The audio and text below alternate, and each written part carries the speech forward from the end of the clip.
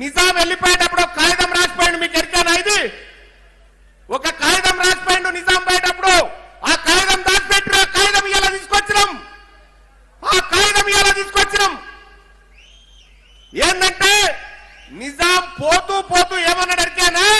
ఈ తెలంగాణలో ఉన్నటువంటి భూమి అంతా ఈ పేదల పేరు మీద రాసిపోయిండు నిజాం. ఇగో ఇదే అది, ఆ స్క్రీన్ల మీద ఉంటా చూసుకోరి. నిజాం పోతూ పోతూ ఈ భూములు, ఈ తెలంగాణ రాష్ట్రంలో ఉన్నటువంటి భూములన్నింటినీ ఈ బీసీల పేరు మీద, ఈ ఎస్సీల పేరు మీద, ఎస్టీల పేరు మీద రాసిపోయిండు. కానీ ఈ భూములు మనకు వచ్చినాయా? రాలే కదా. ఎందుకు రాలేదో తెలుసా? ఎందుకు రాలేదంటే కొండా వెంకట రంగారెడ్డి అనేటువంటి ఇప్పుడున్న చేవెళ్ల ఎంపీ వాళ్ళ తాత కొండా వెంకట రంగారెడ్డి ఆ కాగితాన్ని చింపేసి దాచిపెట్టిండు. ఆ కాగితాన్ని దాచిపెట్టిండు. మనకు రావాల్సిన భూ కాగితాలను చింపేసిండు కొండా వెంకట రంగారెడ్డి. ఆయన రెవెన్యూ మంత్రిగా బాధ్యతలు చేపట్టి 1955, 54, 56 రికార్డులలో మళ్ళా దొరల పేరు లెక్కించిండు కొండా వెంకట రంగారెడ్డి. ఎవరి భూములు మనై? నిన్న మొన్న చూసిరా? నిన్న పేపర్ లో వచ్చింది, ఒక పేపర్ లో. ఆ పేపర్ క్లిప్ ఒక్కసారి చూడి. పేపర్ లో దొరల భూములు పేదోళ్లకు పంచిర్రు.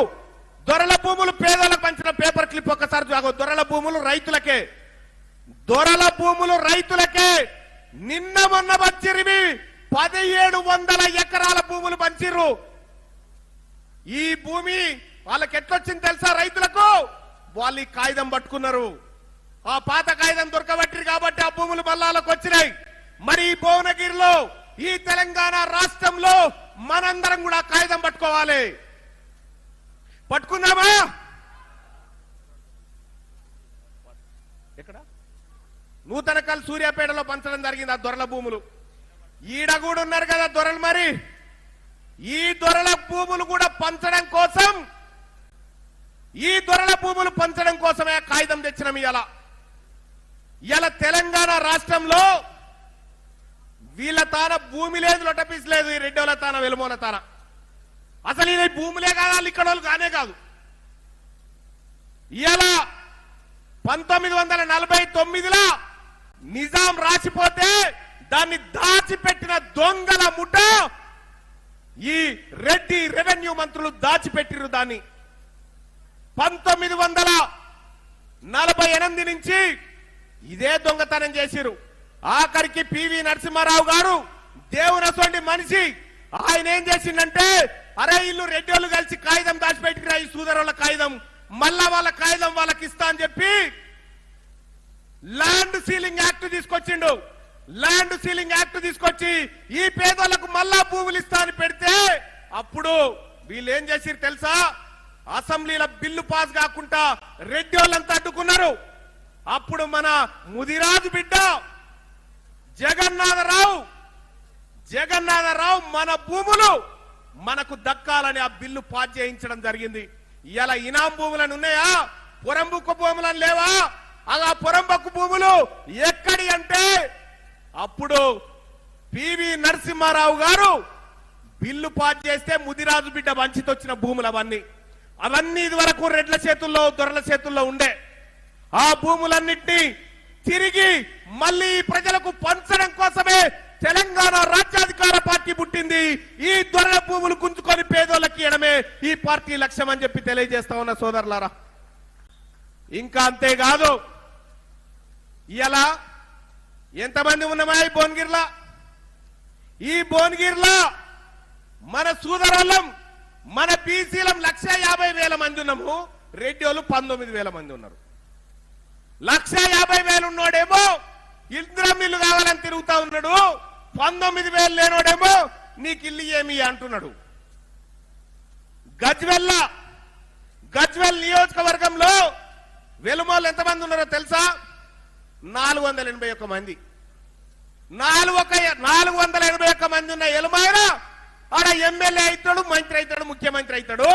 తెలంగాణ రాష్ట్రంలో ఉన్నటువంటి 30 లక్షల మంది ముదిరాజులు మంత్రి పదవి కోసం వెయిట్ చేయాల్సినటువంటి పరిస్థితి.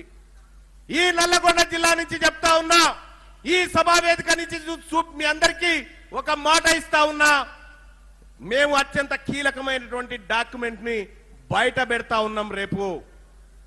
కానీ ఒక మాట ఈ వేదిక నుంచి చెప్తా ఉన్నా, నల్లగొండ జిల్లాలో ఉన్నటువంటి రెడ్డి ఎమ్మెల్యేలారా, మంత్రులారా, మిమ్మల్ని ఒక్కరిని కూడా అసెంబ్లీ గేట్ దాకనియ్య. రేపు పొద్దుగల ఒక్కరిని కూడా దాకని అసెంబ్లీ గేటు. గుర్తు పెట్టుకోండి, మా ప్రజల రక్తం దాగుతూ మా మీద పెత్తనం చేస్తున్నటువంటి మిమ్మల్ని ఎట్టి పరిస్థితిలో రాజకీయంగా ఖతం చేసేటువంటి కార్యక్రమం చేస్తా. సోదరులారా, ఈ తెలంగాణ రాష్ట్రంలో మునుగోడును 59 ఏళ్ల నుంచి రెడ్లే వెళ్తా ఉన్నారు. ఇదే భువనగిరిలో 59 ఏళ్లు రెడ్లే, నిర్మల్లో 59 ఏళ్లు, బాల్కొండలో 58, తాండూరులో 58, కొడంగల్లో 58 ఏళ్లు, పెద్దపల్లిలో 58, నల్గొండలో 57, మిర్యాలగూడలో 55 ఏళ్ల నుంచి రెడ్లే వాళ్ళ అయ్య జాగీర్ అనుకొని కూర్చేసుకొని కూర్చొని మేము ఎమ్మెల్యేలం అవుతాం, మేము మంత్రులం అవుతాం, మీరు అడక్క తినురని చెప్తా ఉన్నారు. ఓట్లు మనయి, వాళ్ళు మాత్రం ఎమ్మెల్యేలు అవుతారంట. అగో ఈ పంచాయతీ ఇయ్యాల మా ఓట్లు, మా సీట్లు ఈ భువనగిరి నుంచి రేపు పొద్దుగల్లా మా యాదవ బిడ్డను, మా గౌడ బిడ్డను, మా ముదిరాజు బిడ్డను, మా పద్మశాలి బిడ్డను 2028లో ఖచ్చితంగా ఎమ్మెల్యే అయి తీరుతాడు ఇక్కడి నుంచి అని చెప్పి తెలియజేస్తా ఉన్నా. ఇంకా సూర్యాపేట అయితే ఎట్లయినా జొట్టెజాన యాదవ్ గారిది అది. 2028లో ఎవడు అవునన్నా కాదన్నా ఈ సూర్యాపేట చేస్తా ఉన్నా. సోదరులారా, ఇక గీపుతుంటది ఒక తాన. ఈ పాలకుర్తి కాడ 69 ఏళ్ల నుంచి రెడ్డోళ్ళు వెలుమోలే ఎమ్మెల్యేలు ఆడ 69 ఏళ్ల నుంచి. గద్వాల అదే, మంచిర్యాల అదే, సిరిసిల్ల కాడ అదే, సిద్దిపేట కాడ 403 ఓట్లు ఉన్నాయా వెలుమోళ్ళయి. హరీష్ రావు ఆడ ఎమ్మెల్యే అలా కులపోలయి. సిర్పూర్ కాగజ్ నగర్ లో 101 ఓట్లే వెలుమోలయి. 101 ఓట్లు ఉన్నాడు ఆడ ఎమ్మెల్యే అయితా ఉన్నాడు. లక్షలాది మంది ఉన్నటువంటి బీసీలకు వీళ్ళు అన్యాయం చేస్తూ పార్టీలు ఇన్ని రోజులంటే వాళ్ళ దగ్గర బీఫామ్లు ఉండే. మీ బీఫామ్లు వద్దు లొడబీస్ మాకేమవుతుంది. ఇప్పుడు మా బీఫామ్ మాతాన్నే ఉంది, మా బీఫామ్ మాతాన్నే ఉంది. ఇవాళ అందుకోసమే ప్రజలారా, వీళ్ళ మీద, ఈ దొరల మీద, ఈ రెడ్ల మీద, వీళ్ళ ఆధిపత్యం మీద తిరుగుబాటు చేయడం కోసమే ఇవాళ ఒక బృహత్తరమైనటువంటి ఆపరేషన్. తెలంగాణలో సగం బడైపోయింది, ఇక సగం మందే ఉన్నారు. 59 మంది ఉన్నారు. రెడ్డోళ్ళు, వెలమోళ్ళు, కమ్మోళ్ళు ఎమ్మెల్యేలు 59 మంది ఉన్నారు. ఈ 59 మందిని రాజకీయ సమాధి చేసేటువంటి ఒక బృహత్తరకరమైనటువంటి యుద్ధాన్ని ఇక్కడి నుంచి ప్రారంభిస్తా ఉన్నాం సోదరులారా. దాని పేరే సర్జికల్ స్ట్రైక్ 59 ఇక్కడి నుంచే ప్రారంభిస్తా ఉన్నాం సోదరులారా. ఒక్కసారి ఆ సర్జికల్ స్ట్రైక్ ని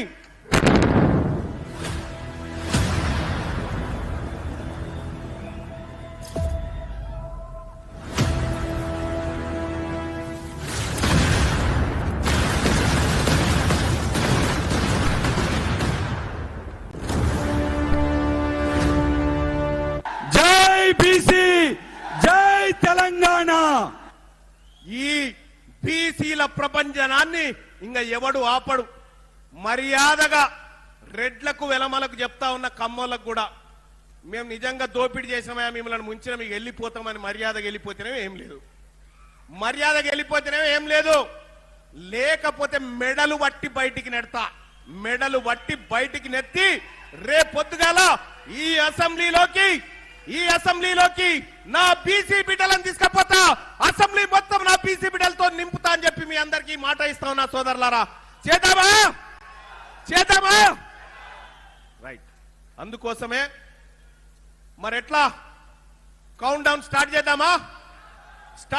కౌంట్ డౌన్ గట్టిగా చప్పట్లు కొట్టండి. కౌంట్ డౌన్ స్టార్ట్ చేస్తా ఉన్నాం.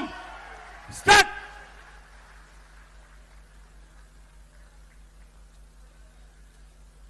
ఈ సర్జికల్ స్ట్రైక్ ఈ రోజు నుంచి ఈ రోజు నుంచి కరెక్ట్ గా ఎన్ని రోజులలో మన ప్రభుత్వం వస్తుందో ఈ టైమర్ ఆన్ చేస్తా ఉన్నాం. ఈ టైమర్ ని ఒకసారి గట్టిగా చప్పట్లు కొట్టాలి. 1 మినిట్ వరకు కొట్టాలి చప్పట్లు.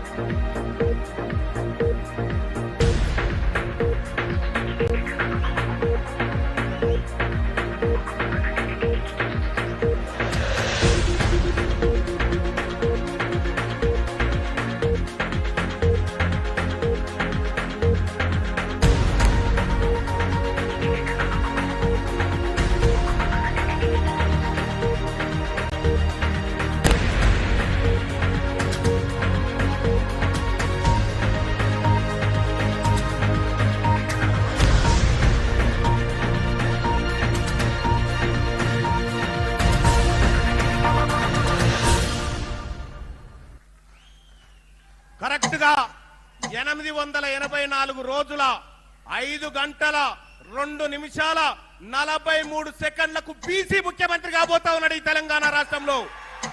884 రోజుల 5 గంటల 2 నిమిషాల 30 సెకండ్లలో బీసీ ముఖ్యమంత్రి కాబోతా ఉన్నాడు తెలంగాణ రాష్ట్రంలో. రెడ్ల పరిపాలన అంతా కాబోతా ఉంది. ఈ రోజు నుంచి సరిగ్గా 884 రోజులే లెక్క పెట్టుకోండి. ఈ టిక్ టిక్ సౌండ్ మీకోసమే, రెడ్లు వెలమల కోసమే ఈ టిక్ టిక్ సౌండ్.